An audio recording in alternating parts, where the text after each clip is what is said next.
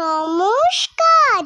কর্মখালি কবি দেবব্রত দত্ত পাড়ার মদন পাশ করেছে ইতিহাসে এমএ। চাকরি পাওয়ার চেষ্টা করে যায় না তবু থেমে।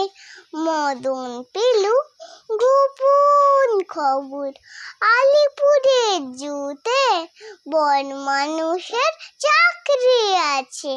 জানতে গেল ছুটে, বন মানুষের মুখোশ পরে থাকতে হবে কাঁচায়, মাইনে পাবে 700 টাকা, খাবার পাবে যা চায়।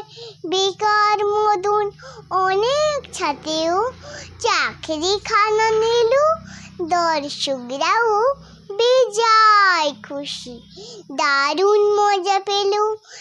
একদিন তো লম্ফ দিয়ে পড়ল পাশের খাঁচায়, পাশেই ছিল নেকড়ে বাঘ, কেই বা তাকে বাঁচায়।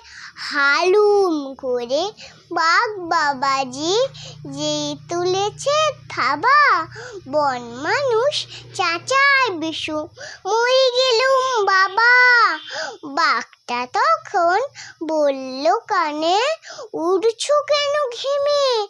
আমিও ভাই তোমার মতন ইতিহাসে এমএ।